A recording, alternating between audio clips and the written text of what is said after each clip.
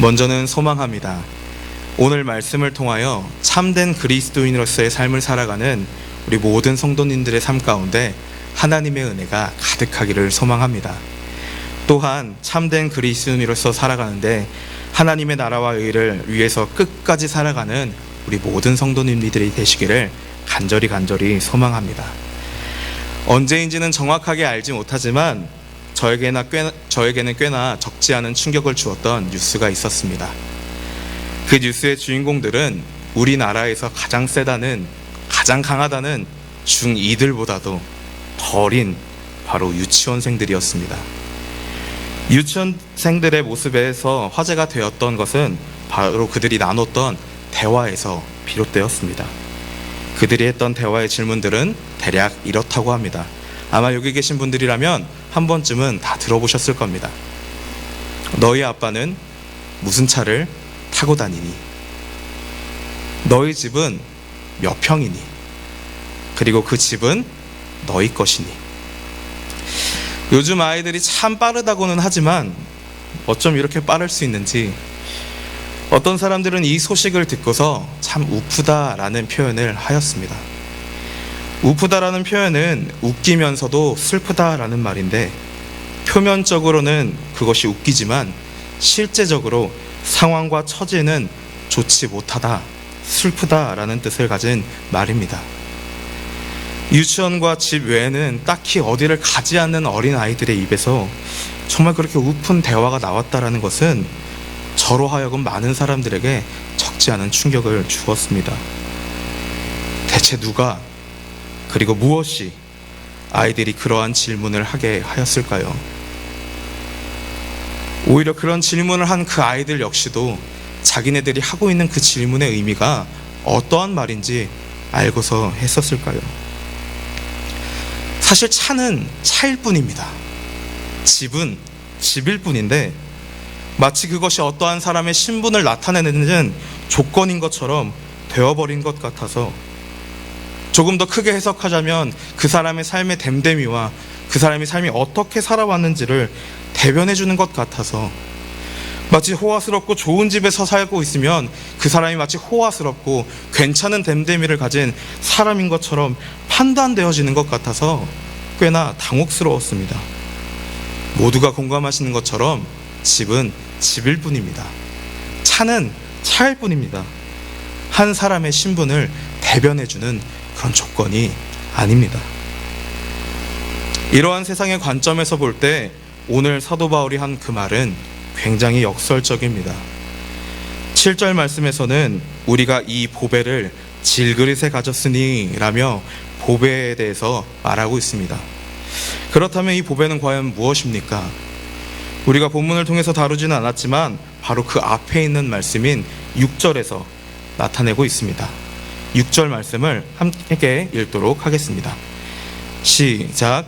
어두운 데에 빛이 비추라 말씀하셨던 그 하나님께서 예수 그리스도의 얼굴에 있는 하나님의 영광을 아는 빛을 우리 마음에 비추셨느니라. 아멘. 보배라고 하는 것은 그리스도의 얼굴에 나타난 하나님의 영광을 아는 빛이라고 말씀하고 있습니다. 만왕의 왕 되신 주 예수 그리스도와 그 생명을 아는 지식이 바로 보배다라고 얘기하고 있습니다. 이 표현이 조금은 어렵다면 결과적으로는 우리에게 주어진 그 특권인 예수 그리스도를 통하여서 하나님의 자녀가 되었다는 권세가 바로 보배이다라고 말씀하고 있는 것입니다. 하나님의 자녀가 된다는 것은 이건 정말 신분의 엄청난 변화입니다. 우리가 하나님의 자녀가 되었다는 것은 이 세상의 그 어떤 것과도 비교할 수 없는 엄청난 특권을 받은 것임을 틀림이 없습니다. 그런데 이 놀라운 특권이, 이 엄청난 신분의 변화가 질그릇에 담겨 있다라고 하는 것은 역설적인 것입니다. 이건 하나님의 위대한 신과 맞는 일이 아니고 하나님을 믿는 사람들의 체면에도 맞는 말이 아닙니다. 보배는 아주 잘 치장된 좋은 그릇에 담겨 있어야 하는 것입니다. 귀한 것일수록 귀하게 다루어야 하고 소중한 것일수록 사람들에게 무시받지 않도록 잘 치장해 두어야 하는 것입니다. 소중한 것을 아무렇게나 두는 것 때문에 그 소중한 것들을 함부로 다루어서 사람들이 그 보배를 우습게 여기면 안 되는 것이기 때문입니다. 그런 의미에서 만물의 주인이신 하나님의 자녀가 된 하나님의 자녀들은 이 땅 가운데서 하나님의 체면을 위해서라도 잘 살아야 하는 것입니다. 그래야만 하나님의 체면을 세워드릴 수 있습니다. 어느 누군가가 말한 것처럼 예수를 잘 믿는 국가들은 선진국이어야 하고 잘 되어야 하고, 불교를 믿는 국가들은, 다른 종교를 믿는 국가들은 여전히 개발도상국에 그쳐야 하고 국빈국가라는 그 칭호가 맞는다라는 말입니다. 예수를 잘 믿는 사람들은 다 인류대학을 나와야 하고, 교회는 다 크고 번듯하여서 어느 도시를 가더라도 가장 화려하고 웅장한 건물은 교회이어만 한다라는 것. 보배는 깨지기 쉬운 남들이 우습게 볼 질그릇에 담겨 있어야 한다라는 건 말이 안 됩니다. 그 보배의 체면이 어떻겠습니까? 그 보배로운 하나님의 체면은 어떻겠습니까? 교회는 교회를 조금 더 번듯하게 지어야 하고, 예수 믿는 사람들은 잘 살아야 합니다. 그런데 이 말이 여러분은 맞습니까? 아니요, 전혀요. 바울은 우리가 이 보배를 질그릇에 가졌다고 말하고 있습니다. 이것은 단순히 하나님의 영광스러움에 비교했을 때 인간은 한없이 나약하고 부족하고 초라해서 질그릇과 같다라고 얘기하는 것이 아니라, 그때 당시에 세상이 그리스도인들을 바라봤을 때 볼품이 없고 초라하여서 질그릇과 같다고 얘기하는 것입니다. 그리고 그가 그 질그릇이라고 표현한 것을 7절 말씀에서 이렇게 얘기합니다. 이는 그 능력이 심히 큰 것이 우리에게 있지 아니하고 하나님에게 있음을 알게 하려 함이라 라고 말씀하고 있습니다. 우리는 종종 하나님께 능력을 달라고 기도하고 있습니다. 이 표현이 우리에게는 모두 익숙하기도 하고, 또한 성경의 여러 말씀들을 유추해 봤을 때 가능해 보이는 듯해 보입니다. 하지만 그럼에도 불구하고 이 말의 의미는 하나님의 능력을 나에게 달라는 것이 아니라 하나님의 능력을 보여달라는 것이어야 맞을 것입니다. 왜냐하면 그 능력은 하나님께 속한 것이지 우리에게 속한 것이 아니기 때문입니다. 문제들이 해결되어지고 형통한 것을 볼 때 하나님의 능력을 우리에게 주셨다라는 의미는 하나님이 우리를 강하게 만들어주셨다라는 의미가 아니라, 하나님의 강함을 보여주심으로 하나님이 우리의 강함이 되셨다라는 의미를 하여야 하는 것입니다. 그러니까 능력을 달라고 말을 하더라도 그 능력은 하나님께서 우리에게 주셔야, 내가 좀 강한 사람이 되어서 내가 원할 때 내가 원하는 방식으로 마음대로 쓸 수 있는 것이 아니라, 모든 상황에서 하나님께서 하나님의 능력을 보여주심으로 하나님께서 나의 강함이 되어 주십시오 라고 고백하는 것이 맞는 것입니다. 만약에 그렇지 않다면 우리가 강해지고자 하는 이 욕망은 하나님이 되고자 하는 원죄의 욕망과 다를 바가 없기 때문입니다. 능력이 우리에게 있어서가 아니라 하나님에게 있기에, 그래서 질그릇에 보배가 담겨 있어도 괜찮은 겁니다. 그리고 그 보배가 질그릇에 담겨 있다는 것이 그 능력이 하나님께 있음을 알 수 있는 확실한 길입니다. 그 능력이 우리에게 속한 것이 아니라 하나님께 속한 것이기 때문에 우리가 질그릇이라 할지라도 그 안의 보배는 여전히 소중한 것입니다. 바울이 8절에서 이렇게 고백하고 있습니다. 8절과 9절의 말씀을 한 목소리로 읽도록 하겠습니다. 시작. 우리가 사방으로 우겨쌈을 당하여도 쌓이지 아니하며 답답한 일을 당하여도 낙심하지 아니하며 박해를 받아도 버림받지 아니하며 거꾸러뜨림을 당하여도 망하지 아니하고. 아멘. 연약한 그릇이기 때문에 우리가 당하고 있는 일들에 속수무책으로 당해 보이기는 하지만 그것이 끝이 아니기에 나는 낙심하지 않는다. 나는 질그릇에 불과하지만 내 안에 보배 때문에 나는 낙심하지 않는다 바울은 고백하고 있는 것입니다. 그렇다면 이 보배를 담은 질그릇은 우리는 어떻게 살아가야 하는가? 바울은 또한 이렇게 얘기합니다. 모든 고난의 순간들은 예수의 죽음을 우리가 짊어짐이라. 바울은 우리가 고난을 당할 때마다 주님이 우리를 위해서 달리신 그 고난을 바라보았다라고 말을 합니다.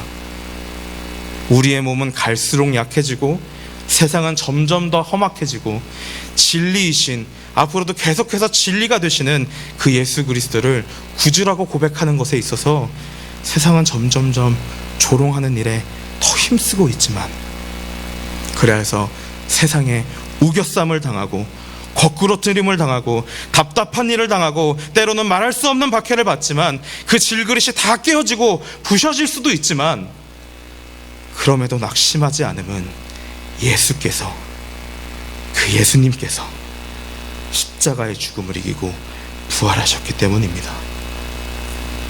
예수님이 십자가의 그 길을 가시고 처절하게 죽음을 당하셨지만 다시 살아나신 것처럼 우리도 이 길의 끝에 영광의 주님을 볼 것이라는 확신이 있어야 합니다. 우리가 낙심하지 않는 이유는 이 땅 가운데 사는 동안에 지금은 내가 질그릇 같아 보이지만 이 질그릇이 다 깨지고 부셔지면 내가 정금과 같이 되어 금그릇이 될 것이다 라는 그러한 소망을 때문에 낙심하지 않는 것이 아닙니다. 우리의 그릇이 다 깨지더라도 그 안에 있는 이 보배는 가장 영광스러운 것이기 때문에 우리가 낙심하지 않는 것입니다. 다시 살아나신 그 예수의 생명이, 그 보물이 우리 안에 있기 때문에 이와 같이 바울의 삶의 핵심은 십자가와 부활에 있었다라는 것을 우리는 말씀을 통하여 알 수 있습니다. 그는 11절에서 이렇게 또한 고백합니다. 11절입니다. 우리 살아있는 자가 항상 예수를 위하여 죽음에 넘겨짐은 예수의 생명이 또한 우리 죽을 육체에 나타나게 하려 함이라. 아멘. 이 말을 까딱 잘못 생각하면 순교하는 것이 어떠한 최고의 영광이다, 마치 교회를 다니고 참되게 믿고 있는 그리스도인들은 선교지에 다 같이 나가서 목숨을 걸고 선교하다가 죽는 것이 하나님의 최고의 영광이다 라고 잘못 생각할 수도 있지만 그런 말이 아닙니다. 바울은 그가 당하는 고난과 어려움을 십자가와 부활의 관점에서 이해하고 있는 것입니다. 힘들어도 포기할 수 없고 답답해도 낙심할 수 없는 이유는 그가 영광스러운 부활을 믿었기 때문입니다. 그가 고린도전서에서 만일 그리스도 안에서 우리가 바라는 것이 다만 이 세상에서의 삶뿐이라면 우리 믿는 그리스도인들처럼 가장 불쌍한 사람들은 없다라고 말했던 그 고백은 바울의 진심이었을 것입니다. 정말로 우리 삶 가운데 부활이 없었다면 이 인생 중에서 가장 불쌍한 인생은 우리 교회를 다니고 개신교를 믿는 우리들일 수밖에 없다라는 것입니다. 부활이 있기 때문에 고난을 당하여도, 부활이 있기 때문에 아픔의 길을 갔고, 부활 때문에 그는 고난이라 할지라도 기뻐할 수 있었다라는 말입니다. 비록 질그릇 같은 인생일지라도 그 안에 보배가 있다라는 것은 이 보배가 우리의 능력이 아니고 우리의 신념도 아니고 이 보배는 오직 하나님의 그 크신 능력으로 우리에게 허락하신 예수 그리스도의 생명입니다. 예수를 믿는 것이 이 세상에서의 성공을 의미하고 이 세상에서의 안락을 의미한다면, 정말 그런 것이라면 우리의 믿음 생활은 마치 빈 그릇에 그 빈 그릇을 화려하게 치장하고 값비싸 보이게 만들어버리는 그런 모습으로밖에 보이지 않을 것입니다. 그런데 우리는 그러한 예수를 믿는 것이 아닙니다. 나는 지금 질그릇 같아서 초라해 보이지만 주의 은혜가 임하는 날에, 주님께서 능력으로 역사하시는 날에 내가 조금만 더 기다리고 조금만 더 견디면 질그릇이 은그릇이 되고 은그릇이 금그릇이 될 것이다 라는 그러한 소망 때문에 우리가 믿고 있는 것이 아닙니다. 우리가 믿고 있는 이유는 우리 안에 그 예수 그리스도의 생명 때문에 그 생명이 보배이기에 그 보배를 품고 있는 것입니다. 12절 말씀입니다.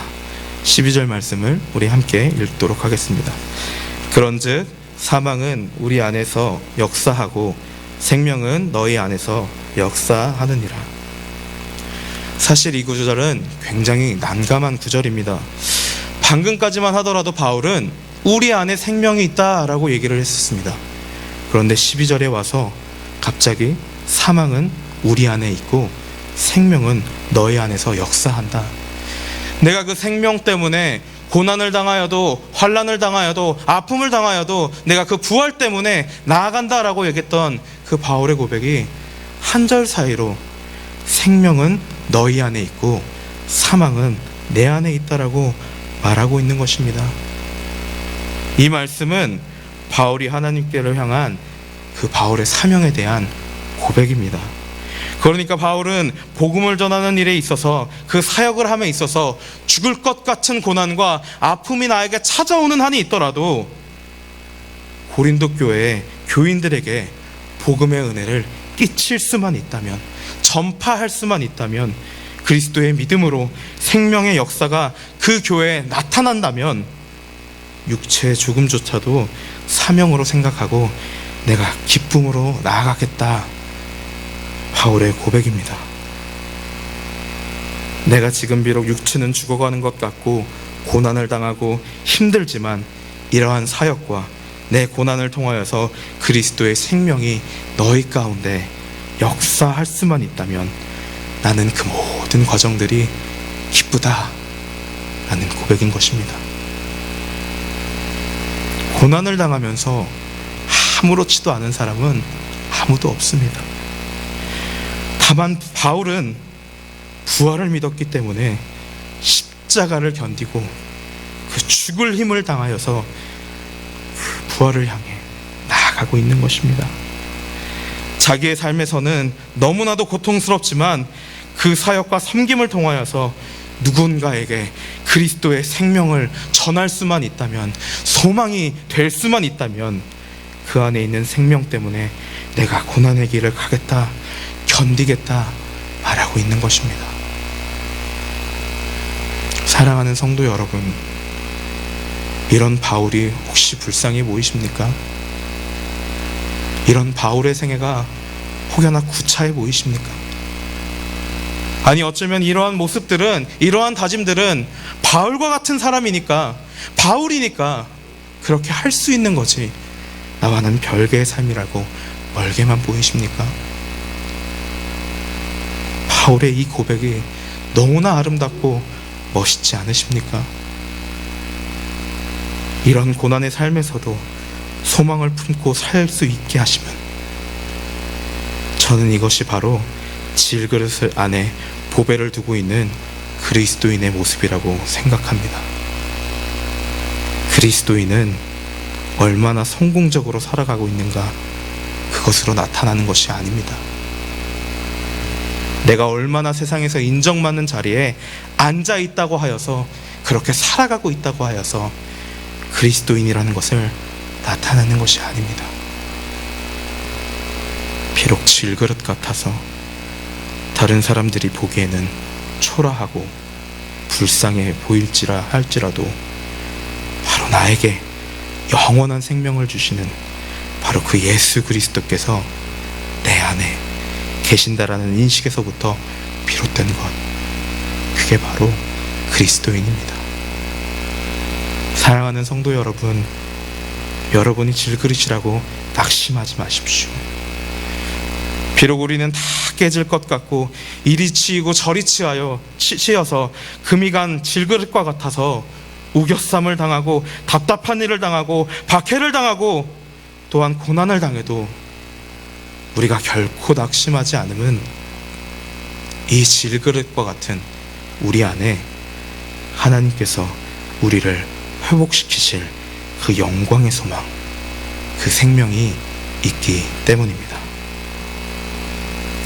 하나님께서 부르시는 그날까지 이 소망을 품고 살아가는 우리 모두가 되기를 간절히 소망합니다. 함께 기도하시겠습니다. 하나님, 질그릇과 같은 우리에게 생명을 주심에 감사합니다.